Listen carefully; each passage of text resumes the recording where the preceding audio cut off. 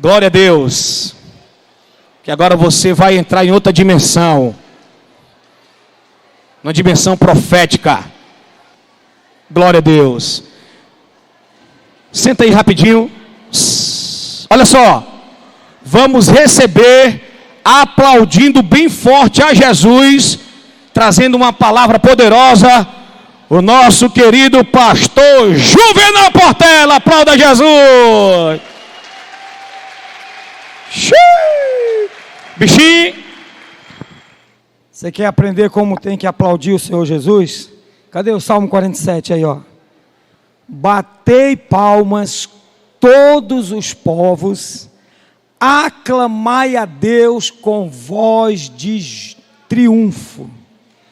Então você aplaude ao Senhor gritando: glória a Deus, aleluia, louvado seja o teu nome, Senhor, lindo, maravilhoso, santo, justo, doce, tremendo, oh, aleluia, Jesus, glórias ao teu nome, Deus, amém, aleluia. Tá vendo? É assim que a gente aplaude a Jesus, o nosso Salvador.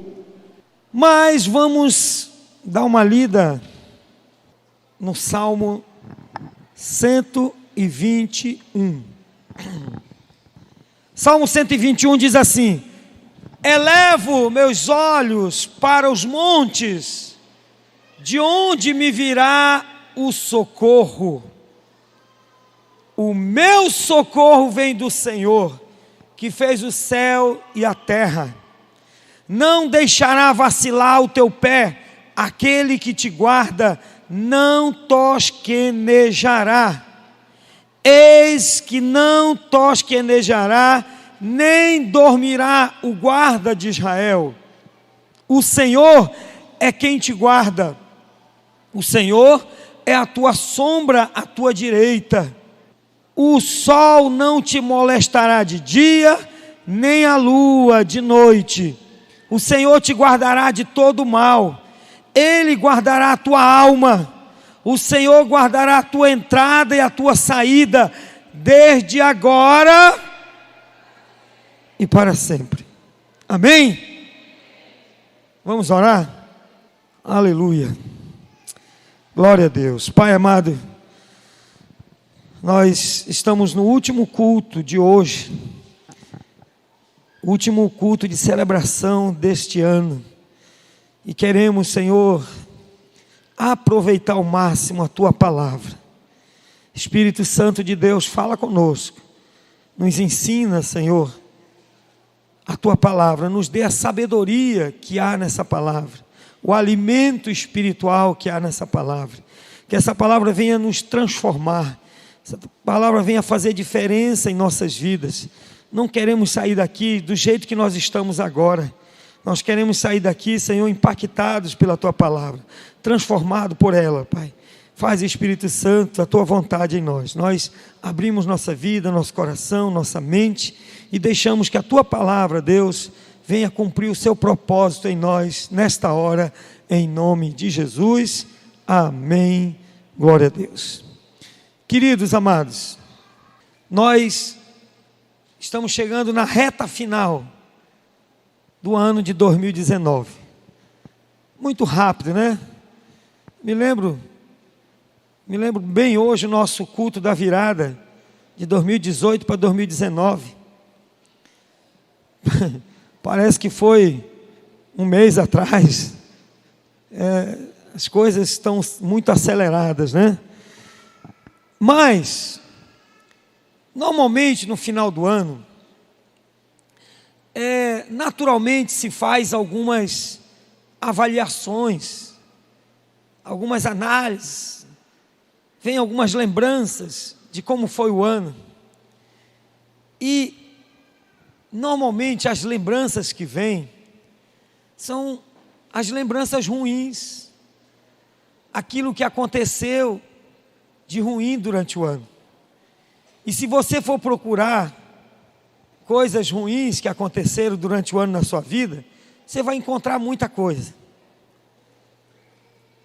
E muitas das vezes, a gente chega à conclusão que esse ano foi péssimo, graças a Deus que está terminando.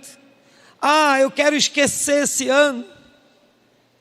E nós esquecemos de algo fundamental, de que apesar de o ano ter sido ruim, de apesar das circunstâncias terem sido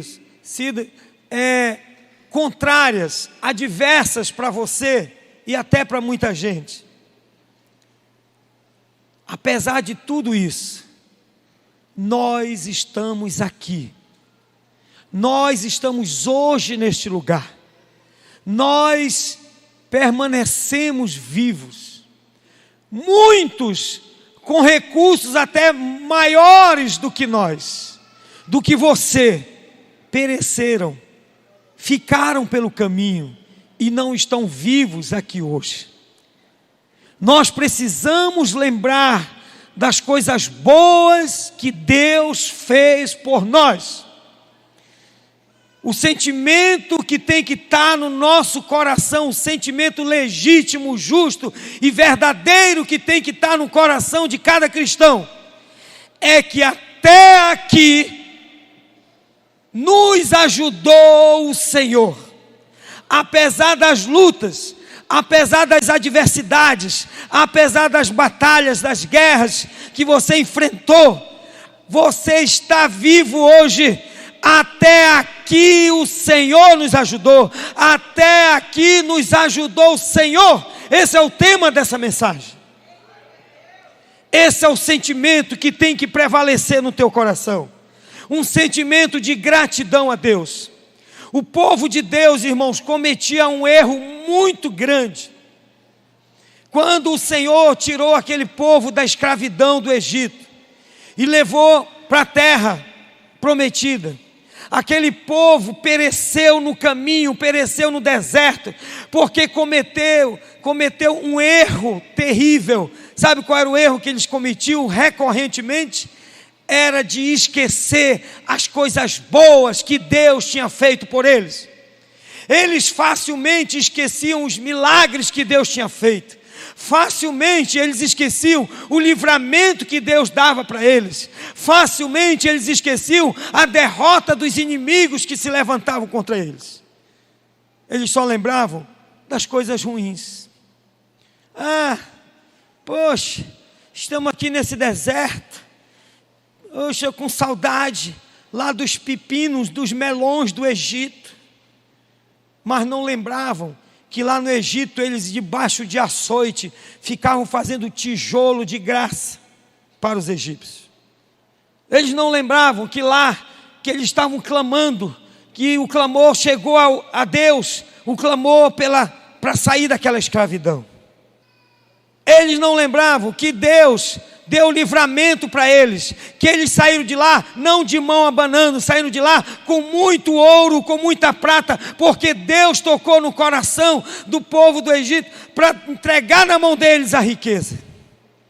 Eles esqueceram que Deus mandou pragas no Egito, e as pragas, nenhuma pegava neles, nenhum piolho pegou neles, mas pegava em todo mundo no Egito.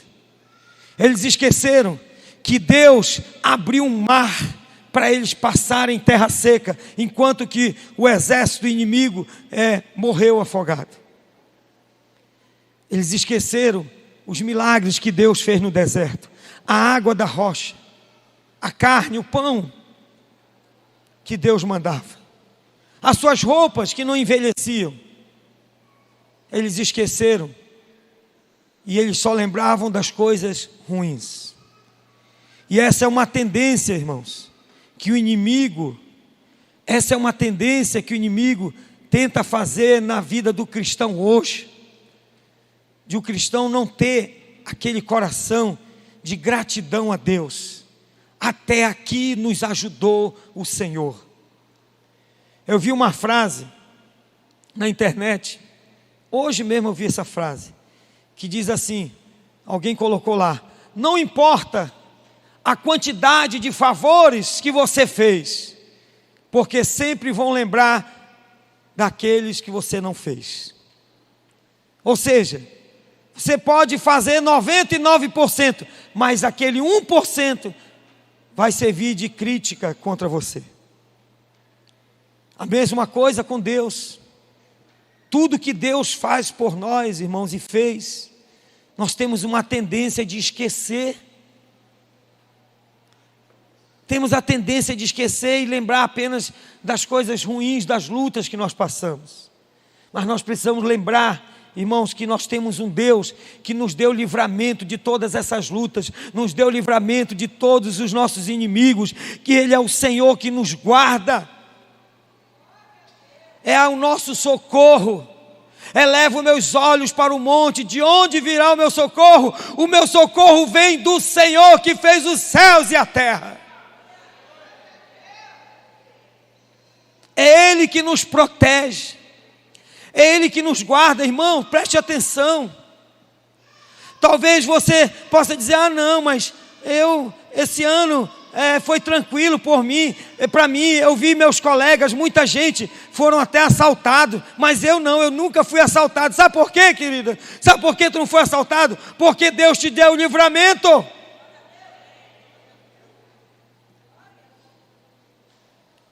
O livramento que Deus nos dá, Ele nem deixa nós percebermos. Deus não permite nem que você perceba o perigo. Se Deus abrisse os teus olhos para você ver o perigo que está ao teu redor, tu nem viveria. Tu ia ficar isolado num lugar, num quarto fechado. Mas mesmo num quarto fechado, se teus olhos espirituais estivessem abertos, tu ia ver o perigo que você estava passando lá dentro desse quarto. Tu ia ver monstros, demônios terríveis, que a Bíblia diz que estão em nosso derredor. E Deus é tão maravilhoso, tão tremendo, nos protege, nos guarda, que Ele não permite sequer que você veja o perigo que você está passando. Por isso temos que ter sempre um coração grato ao Senhor. Só o Senhor pode nos proteger e nos livrar dos nossos inimigos, querido. Esse deve ser nosso reconhecimento todos os dias. O salmista fala no Salmo 124, ele diz assim: se não fora o Senhor que esteve a nosso lado, ora diga Israel, se não fora o Senhor que esteve ao nosso lado, quando os homens se levantaram contra nós, eles então nos teriam engolido vivos. Quando a sua ira se acendeu contra nós, então as águas teriam transbordado sobre nós, e a corrente teria passado sobre nossa alma. Então as águas altivas teriam passado sobre a nossa alma. Bendito seja o Senhor que não nos deu por presa aos seus dentes. A nossa alma escapou como um pássaro do laço dos passarinheiros. O laço quebrou-se e nós escapamos. O nosso socorro está em o nome do Senhor que fez os céus e a terra.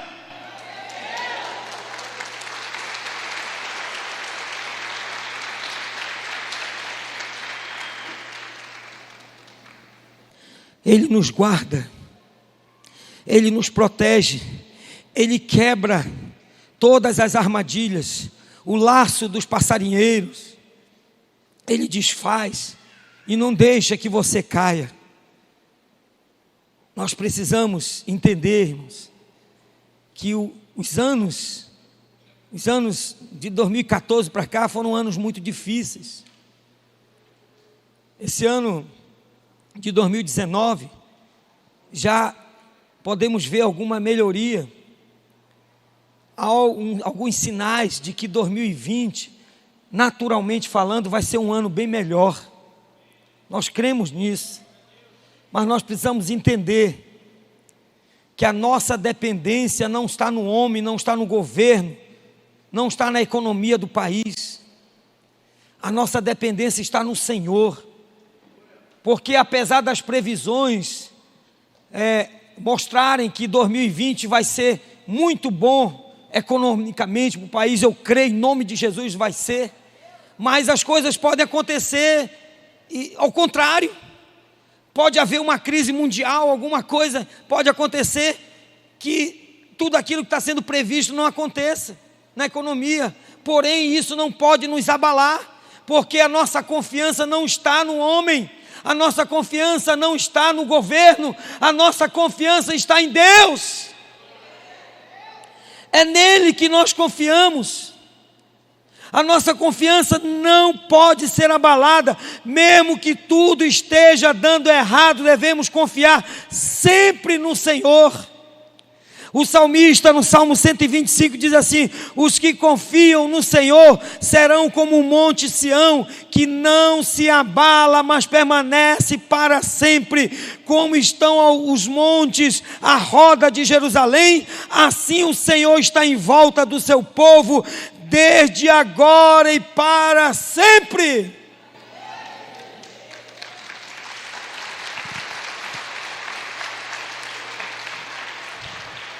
É nele, querido, é nele que nós confiamos. Preste atenção aqui. Você lembra do profeta Abacuque? A atitude do profeta, a oração do profeta, onde ele fala que, independente das circunstâncias adversas, ele permaneceria confiando no Senhor, nas promessas do Senhor. Abacuque capítulo 3, versículo 17. Olha o que ele diz aqui, irmãos. Ele diz assim: ainda que a figueira não floresça. O que significa a figueira não florescer? Hein? Se a figueira não floresce, não tem o que, irmãos? Não tem figo. Não tem figo. O figo era extremamente importante para a economia naquela época.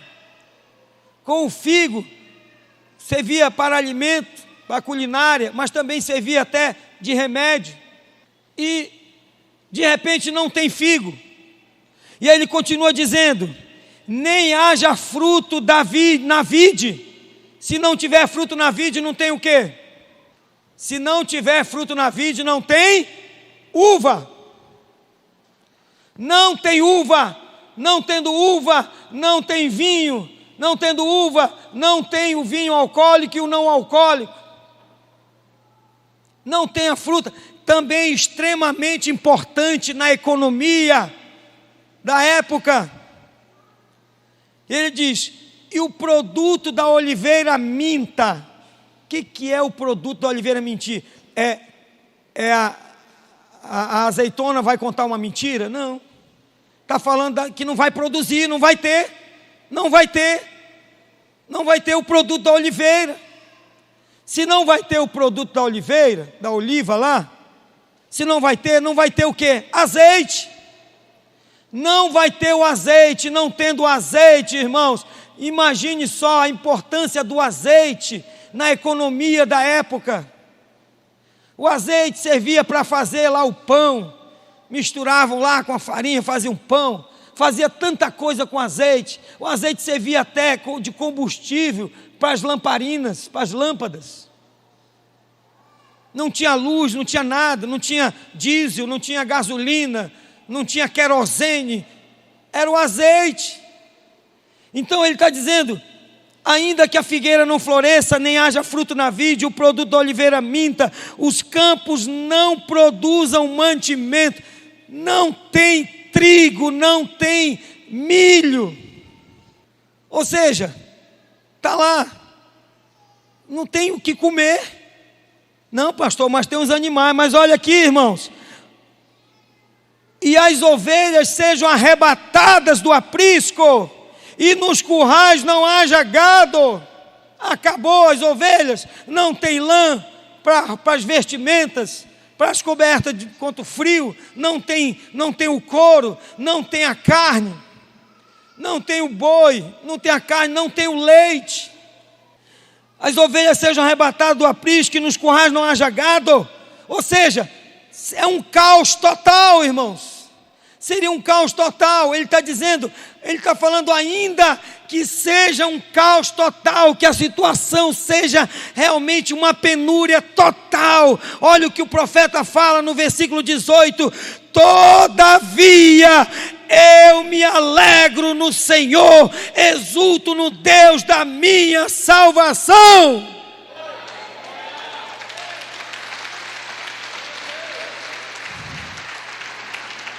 É nele que confiamos, irmãos. É no Senhor.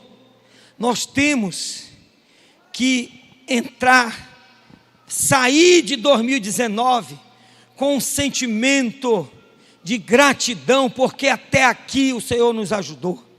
E com essa certeza de que vamos entrar em 2020, sabe, querido, com aquele coração cheio de fé,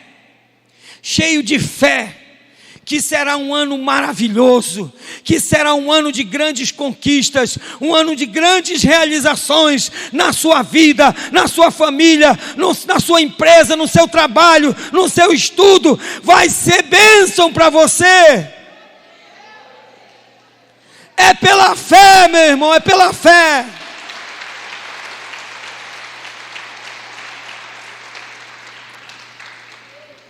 Você quer ver alguns exemplos de algumas áreas na nossa vida, alguns acontecimentos, algumas circunstâncias que nós passamos na nossa vida, que a Bíblia tem promessas para que nós nos livrarmos desses males? A Bíblia tem promessa e muitas das vezes nós não recorremos ao Senhor, não recorremos à palavra de Deus e sofremos por não fazer isso. Quer ver? Quando nós estamos ansiosos, a ansiedade é terrível. A ansiedade, irmãos, é um grande mal que está afetando cada vez mais a humanidade. Hoje nós, devido às redes sociais, as informações circulando com muita rapidez, todo mundo anda ansioso, nós andamos com muita ansiedade, e essa ansiedade maltrata o coração, maltrata o nosso corpo, maltrata a nossa alma. A ansiedade faz você tomar decisões erradas, precipitadas, por causa da ansiedade. Então, infelizmente, o inimigo tem aproveitado para destruir vidas, destruir famílias, por causa da ansiedade. Mas a palavra de Deus, irmãos, ela tem o recurso para nós. Em 1 Pedro capítulo 5, versículo 6, diz assim: humilhai-vos, pois, debaixo da potente mão de Deus, para que a seu tempo vos exalte, lançando sobre Ele toda a vossa ansiedade, porque Ele tem cuidado de vós. Lança a tua ansiedade sobre o Senhor, que é Ele que cuida de você, é Ele que cuida de nós. Você quer ver um exemplo prático? Quando você embarca em um avião, você vai fazer uma viagem de avião. Aí você entra naquele avião que agora é cada vez mais apertado, irmão. Você entra, está aquele pedacinho ali para você só. Você não tem mais para onde se mexer. Aí você entra ali, meu Deus, e agora? Uma aeronave dessa super pesada, gigante, cheio de gente, cheio de carga, como é que esse bicho vai se sustentar no ar, meu irmão? E você lá dentro, né? Isso, especialmente para mim, que eu gosto muito de assistir um programa na televisão, na TV a cabo, um programa chamado Mayday Desastres Aéreos. É o meu programa preferido na televisão. Eu assisto tudo, irmão. ele conta a história de todos os desastres aéreos que aconteceram, os detalhes, as investigações, a conclusão que ele chega, como foi que aquele avião caiu, por que aquele avião caiu. Aí você vê, irmãos, que às vezes cai por causa de uma bobagem, uma besteirinha que o piloto esqueceu de fazer, ele e o copiloto esqueceram. Ou às vezes tem uma história de um avião que caiu, um avião enorme com muita gente dentro, caiu por causa de um pedacinho de ferro que estava na pista. Quando o avião foi decolar, estourou o pneu e deu problema, caiu, morreu todo mundo. Aí eu assisto tudo isso, aí na hora eu vou viajar. Aí eu entro no avião, aí começa a vir na minha cabeça, Mayday, desastres aéreos. Aí aquela ansiedade começa a querer bater, né? Mas aí, irmãos, sabe o que eu faço? Eu faço exatamente isso aqui, ó, lançando sobre ele toda a vossa ansiedade. Eu lanço sobre o Senhor. Chego no avião e eu digo, é claro que primeiro eu peço perdão por todos os meus pecados.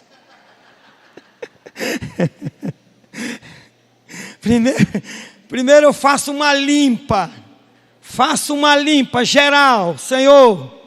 Oh Deus, me perdoa, Senhor, por isso. Se a minha esposa estiver do lado, peço perdão para ela. Mas amor, tu me perdoa mesmo, está perdoado, irmão, perdão e tal. Sai pedindo perdão para minhas filhas, perdão para todo mundo. Dá vontade de gritar assim no avião, se tiver alguém aí também que eu possa pedir perdão. Mas eu peço perdão por todos os meus pecados a Deus. Aí eu digo, Senhor, eu estou na tua mão, nas tuas mãos. Não tem nada que eu possa fazer aqui, nada, absolutamente nada. Eu vou só relaxar aqui. Se o voo for de madrugada, eu durmo. Se for de dia, eu não consigo dormir. Não consigo dormir porque eu não durmo mesmo. Eu fico assistindo um filme, alguma coisa. Mas não é por medo, não. É que eu não durmo. Mas de madrugada eu encosto ali, acordo só na hora. Nem comer eu como. Mas é assim. Lanço na mão de Deus e viajo tranquilo. Peço perdão pelos meus pecados. Peço para Deus destacar uma legião de anjos, né? Fica um bocado do lado de fora e um bocado do lado de dentro. E pronto. Agora o que eu vou fazer? Vou dormir, irmão, e esperar chegar no local. Ou eu chego no meu destino, aqui na terra, ou eu chego no meu destino no céu. Mas vou chegar. Amém? Se o avião não cair, eu chego no meu destino na terra. Se cair, eu chego no meu destino no céu. Pronto. Então pronto. Eu simplesmente descanso e deixo Deus controlar tudo. Lanço sobre Ele. É assim que nós temos que fazer, irmãos. Você está passando por alguma situação de ansiedade? Relaxa. Coloca teu joelho no chão. Lança diante do Senhor. Senhor, está aqui essa situação, Deus. Eu vou colocar nas tuas mãos. Eu não vou mais, Senhor, ficar aqui sofrendo com isso. Eu apenas coloco nas tuas mãos. Senhor, faça a tua vontade.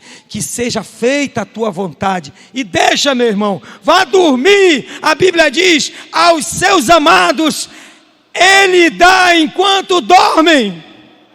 Salmo 127. Enquanto você dorme, Deus vai cuidando de tudo para você. Mateus 6, vamos ver a partir do versículo 25, que diz assim: por isso vos digo, não andeis ansiosos quanto à vossa vida, pelo que haveis de comer, ou pelo que haveis de beber, nem quanto ao vosso corpo, pelo que haveis de vestir. Não é a vida mais do que o mantimento, e o corpo mais do que o vestuário? Olhai para as aves do céu, que nem semeiam, nem cegam, nem ajuntam em celeiros, e o vosso Pai Celestial as alimenta. Não tendes vós muito mais valor do que elas? E qual de vós poderá, com todos os seus cuidados, acrescentar um côvado à sua estatura? Irmão, é dependência de Deus, é Ele que cuida.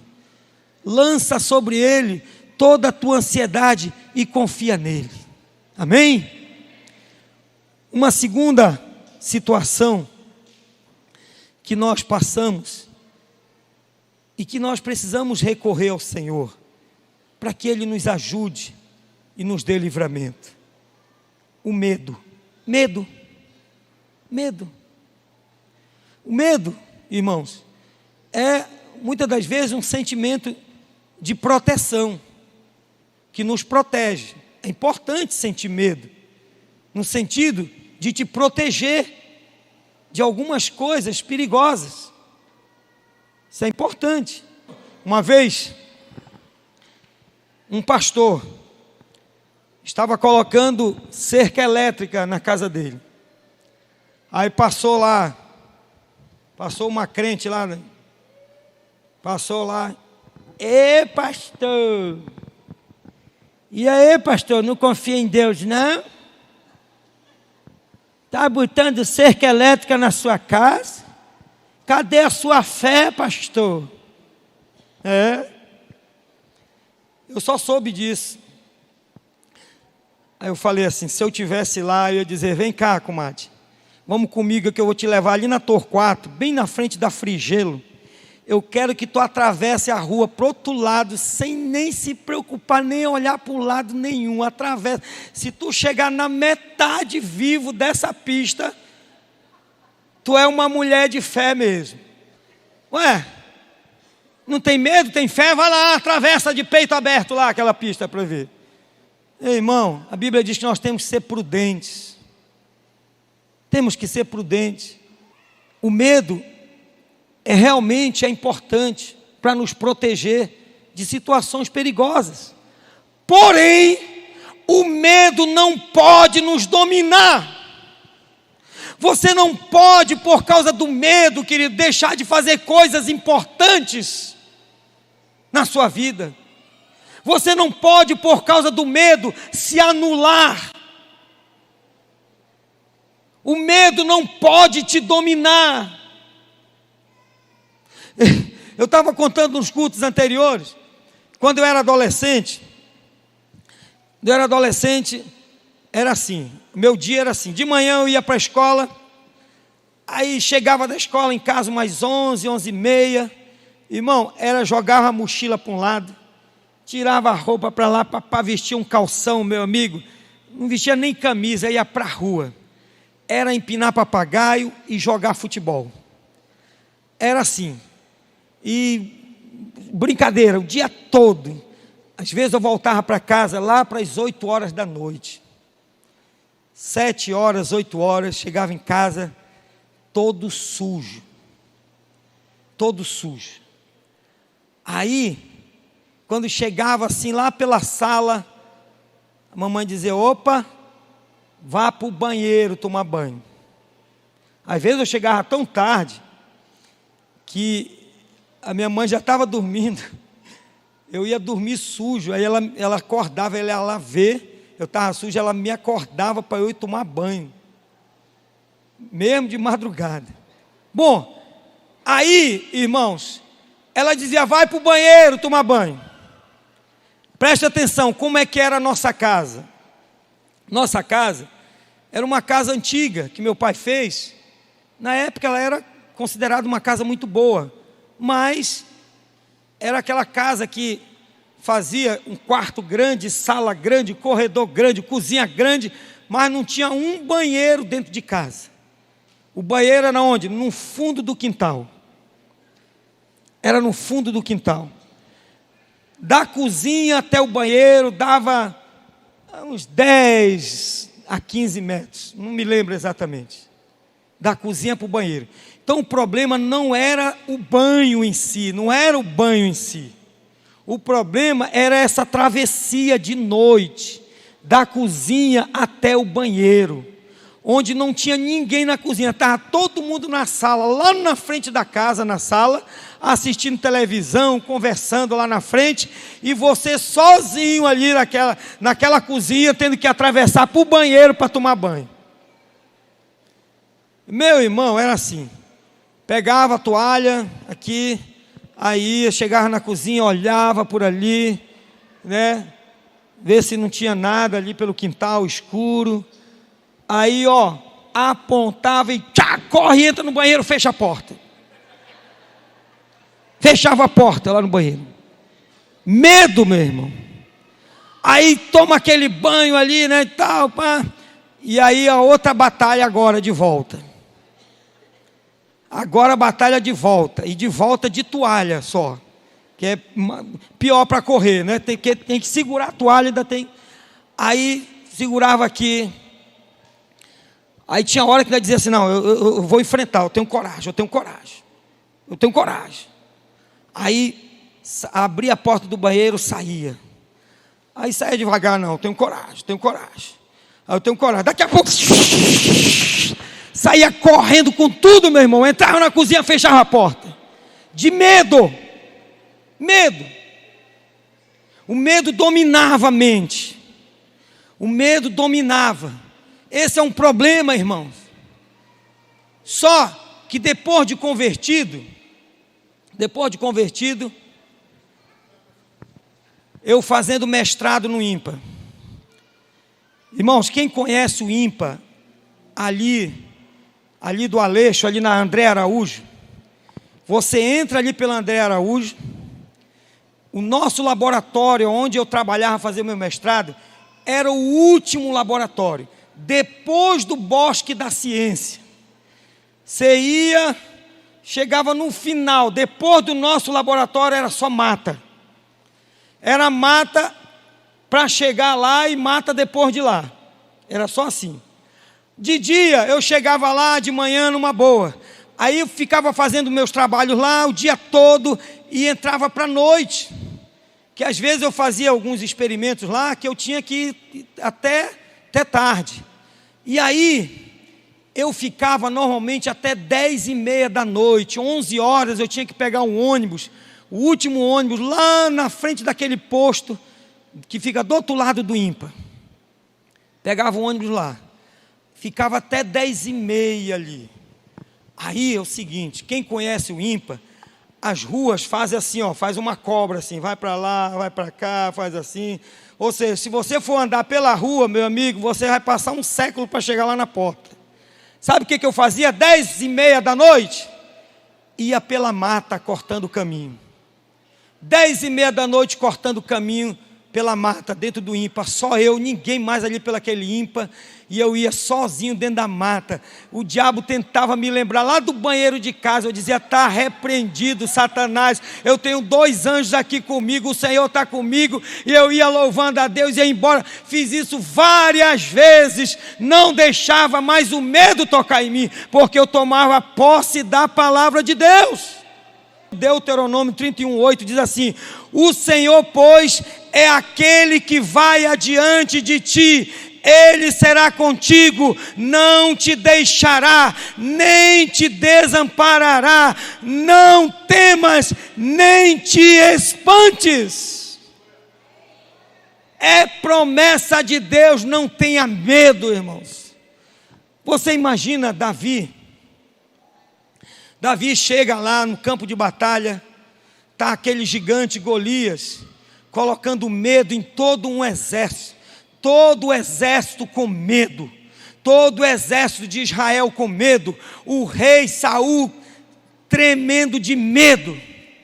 E Davi chega lá, aquele menino ruivozinho, adolescente, chega naquele lugar e vê aquele gigante afrontando o exército do Deus vivo. E ele diz assim: quem é esse incircunciso que está afrontando o exército do Deus vivo?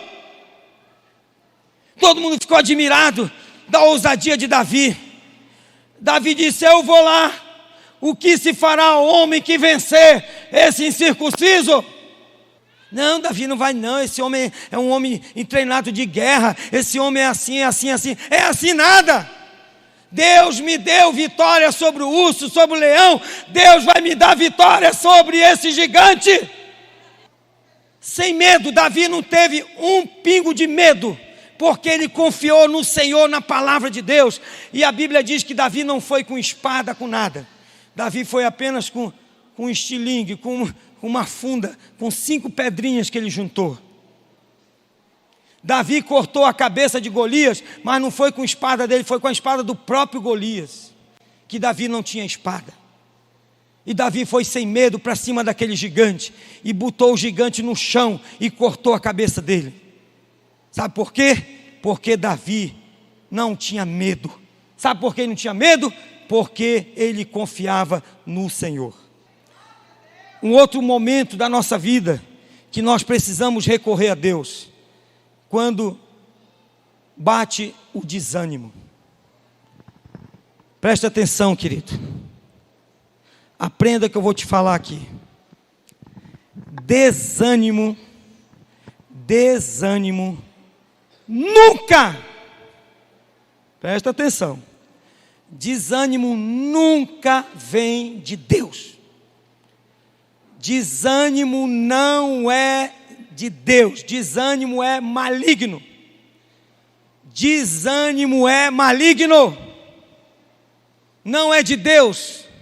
Não aceite na sua vida desânimo, não aceite na sua vida. Ah, pastor, mas para aí, pastor, às vezes acontecem umas coisas na nossa vida que, poxa, bate um desânimo mesmo. Não, pode bater uma tristeza, é uma tristeza momentânea, pode bater realmente alguma perplexidade momentânea, mas isso não pode se transformar em desânimo na tua vida. Olha o que o apóstolo Paulo fala em 2 Coríntios capítulo 4, versículo 8, diz assim: em tudo somos atribulados, porém não angustiados, perplexos, porém não desanimados, perseguidos, porém não desamparados, abatidos, porém não destruídos. Você não pode permitir que uma tristeza, muitas das vezes ocasionada pela perda de um ente querido, pela perda talvez de um filho, de um pai, de uma mãe, de um irmão, de um tio, de uma tia, de um primo, você não pode permitir que essas coisas venham a causar desânimo na sua vida. Pode trazer uma perplexidade momentânea, pode trazer uma tristeza momentânea, mas jamais isso pode se tornar em desânimo na sua vida. Tem gente que se anula por completo por causa de alguma perda. Eu já vi pessoas marido que perdeu a esposa e se desanimou por completo até morrer. Filho que perdeu a mãe, acontece muito isso. Filho que perde a mãe entra numa decadência terrível até morrer. Tem 2 exemplos conhecidos, famosos. Um mais famoso, o caso do Elvis Presley. Procure ver a história dele. Desde que a mãe dele morreu, ele entrou numa decadência. A mesma coisa, um caso brasileiro, aquele Clodovil, que era muito apegado à mãe dele. Desde que a mãe dele morreu, aquele homem também não foi mais o mesmo. Então, são pessoas que se deixam abater pelo desânimo. E não pode, irmãos, o desânimo, a perplexidade, uma perda, uma tristeza, isso é comum, vai acontecer com todo mundo. Mas isso te anular, isso te levar para uma derrota total na vida, isso você não pode permitir. Você lembra de Davi? Quando Davi adulterou com Batseba, o resultado foi que aquela mulher ficou grávida de Davi. E aquela criança nasceu, e aquela criança ficou enferma de morte. Davi começou a entrar num jejum por ela. Davi entrou numa luta por ela, por aquela criança. E sabe o que aconteceu? Quando Davi soube que a criança tinha morrido, Davi se levantou, lavou o rosto, lavou e tal, pronto, e voltou ao normal. Ei, Davi, o que é isso? A criança morreu. Enquanto estava viva, eu clamei, eu fiz de tudo. Morreu, pronto, segue a vida. Pastor, mas isso não é muito frio? É claro que não é bem assim. Aquela perda, aquele vazio fica. mas aquilo não pode te anular, irmão. Aquilo não pode anular você no teu trabalho, nos teus projetos, no propósito de Deus na tua vida. Deus, se você está vivo hoje, se você está aqui hoje, porque Deus permitiu, porque Ele tem propósito na tua vida.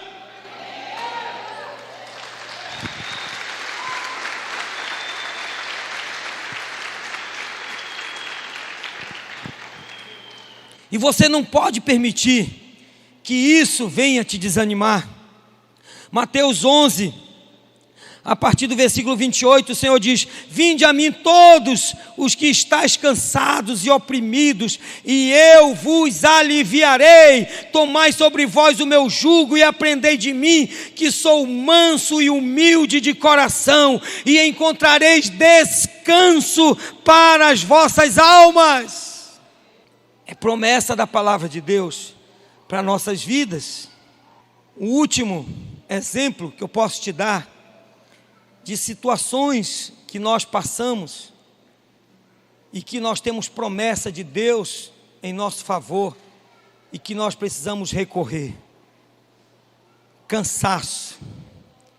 Mas eu não estou falando de um cansaço físico, cansaço decorrente de trabalho pesado ou de exercício físico. Não, esse cansaço, você dá uma descansada, tem uma noite bem dormida, toma umas vitaminas, algumas coisas lá, uns energéticos, não sei, e você até amanhece bem. Mas não é esse cansaço que eu estou me referindo. Estou falando daquele cansaço mental, aquele cansaço da alma, aquele cansaço, querido, espiritual, cansaço decorrente das guerras, das lutas, cansaço recorrente das notícias, das decepções que vêm sobre nossas vidas, que muitas das vezes nos deixam para baixo. Você lembra, por exemplo, de Jó? Jó, ele foi recebendo uma sucessão de notícias ruins. Saía um dando uma notícia ruim, entrava outro em seguida. Aquilo ali veio para abater com Jó, para deixar Jó cansado. Mas Jó não aceitou ser anulado com aquelas notícias ruins, porque Jó confiava no Senhor. Jó disse assim: eu sei que o meu Redentor vive e por fim ele se levantará.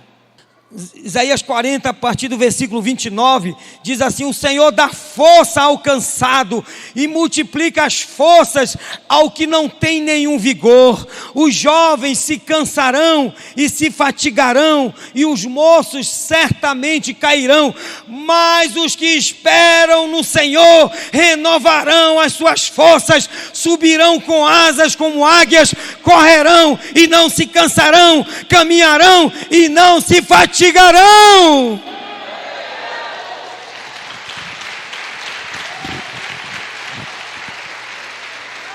Só para quem confia no Senhor.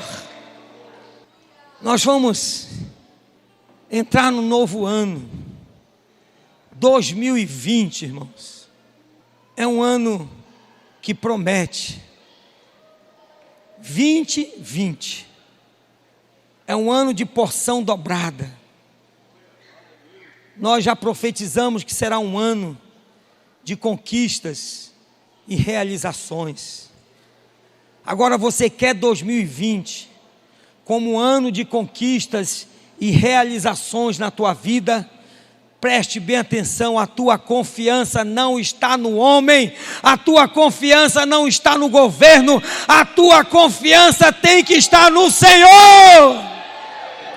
Provérbios 3:5 diz assim: confia no Senhor de todo o teu coração e não te estribes no teu próprio entendimento. Reconhece-o em todos os teus caminhos e Ele endireitará as tuas veredas. Fique de pé em nome de Jesus. Aleluia! A nossa confiança está em Deus. 2020, para aqueles que confiam no Senhor, será um ano de muita prosperidade, de muita bênção, de muitas conquistas, muitas realizações na tua vida, na tua família, na tua empresa, no teu trabalho, na tua igreja, na tua célula, no teu ministério. Você vai detonar em 2020. Em 2020, querido, faremos proezas.